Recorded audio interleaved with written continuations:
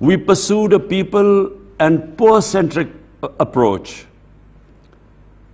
And doing this very difficult balancing act, saving lives, securing livelihoods, and at the same time stimulating the economy. An extremely difficult balancing act. And despite our financial constraints, my government allocated an unprecedented $8 billion to support the poorest and the most vulnerable households. And then small businesses with direct cash handouts, and then subsidies to the poor under our ESAS program. Excellencies, the COVID-19 pandemic is not over. We must ensure that our people secure the earliest possible access to vaccines being produced, but on an affordable and equitable basis. The vaccine must be declared a global public good, because actually no one will be safe from the virus unless everyone is safe. Pakistan has begun its vaccination drive, but it has only so far concentrated on the frontline health workers, which obviously is everyone's highest priority. We must also address the economic impact of the pandemic. The world economy has contracted by 5%. The rich countries have injected $20 trillion to stimulate their economies. I again repeat, the rich countries have injected $20 trillion. Our economies have been equally affected, but we do not have the capacity of fiscal space to create such liquidity. I have proposed a five-point plan to provide developing countries the fiscal space to recover from COVID crisis. And this includes debt relief, SDR creation and redistribution, concessional finance, mobilization of climate finance, because that's another crisis looming ahead, and then ending illicit financial flows and return of stolen assets back to the developing countries. Because, Excellencies, $1 trillion every year, according to FactEye, $1 trillion every year leaves poor countries to rich countries and tax havens. Excellencies, apart from its health and economic consequences, the COVID crisis has exacerbated the manifestations of religious discrimination, xenophobia, and Islamophobia in various parts of the world. We have witnessed this in our immediate neighborhood. The COVID lockdowns have enabled the suppression of people in occupied territories, struggling for their right to self-determination. And then, for all the leadership, I would want to point this out. It is essential to reject any attempt to link Islam and terrorism. To link in Islam and terrorism is the biggest injustice which is being done to Muslims in the world. Similarly, we must oppose attempts where freedom of expression is used to cause pain to Muslims by denigrating our holy Prophet Muhammad sallallahu alaihi wasallam. At the UN, Pakistan, Turkey and OIC countries have initiated a proposal for the annual observance of an international day to combat Islamophobia. Excellencies, the member states of ECO represent 500 million people and cover an area of 8 million square miles. We form the geographical link on the Asian continent between East and West, North and South. We possess two essential prerequisites for economic growth: rich resources and enterprising people. We have the potential for much larger production and consumption. Our common heritage and culture, nurtured by luminaries, great men like Al-Biruni, Farabi, Rumi, Iqbal, they all provide a solid foundation for cooperation under the ECO umbrella. In the Vision 2025, the ECO members have set themselves an ambitious agenda of enhanced collaboration in trade, energy, tourism, agriculture, and industrial growth.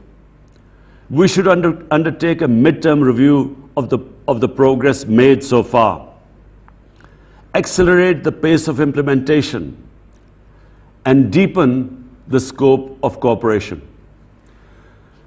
Excellencies, in advancing our common objectives, we must take full advantage of our geographical location, economic assets, and political relationships. Regional connectivity and integration have been proven to be essential for rapid growth and development.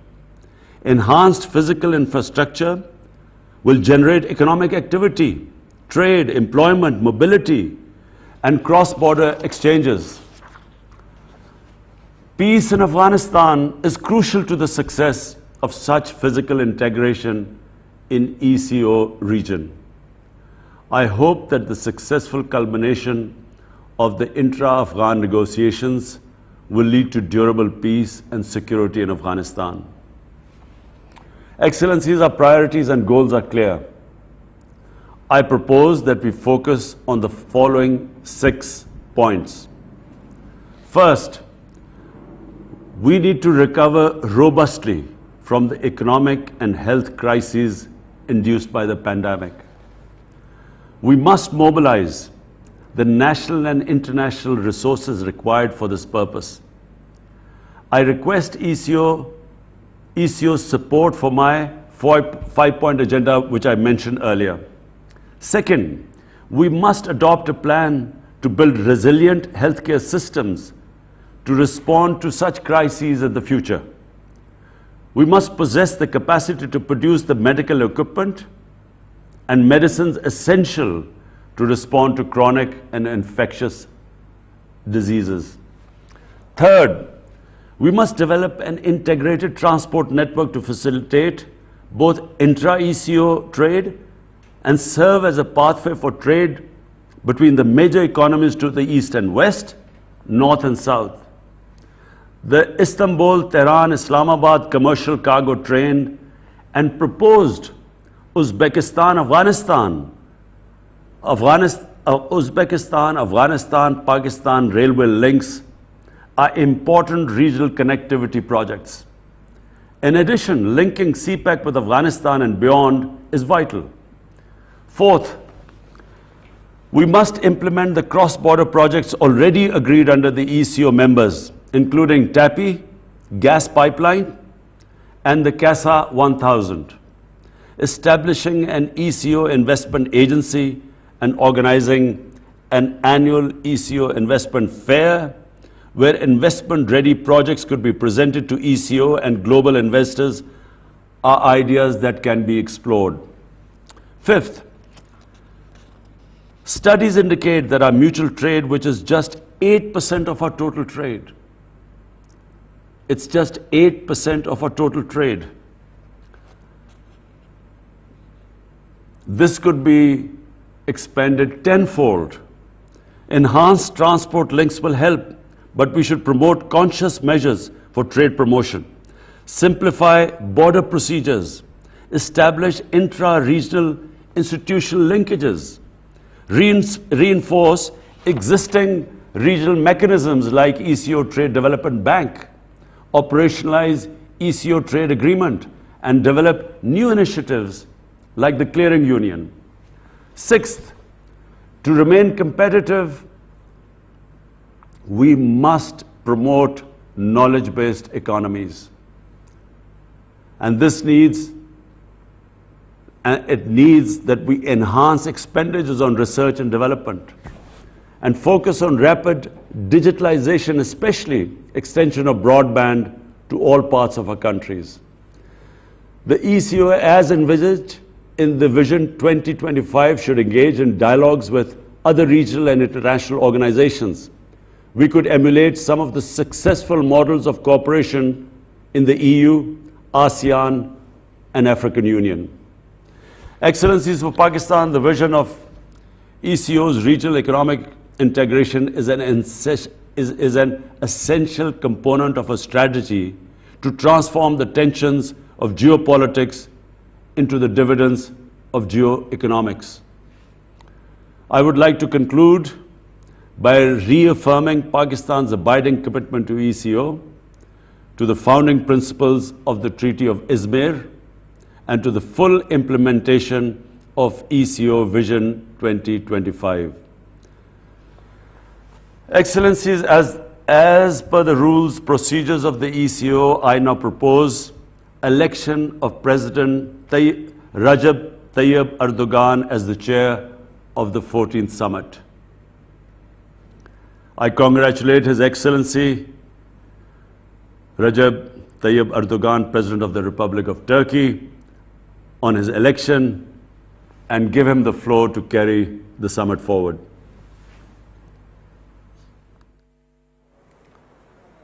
वज़ीर-ए-आज़म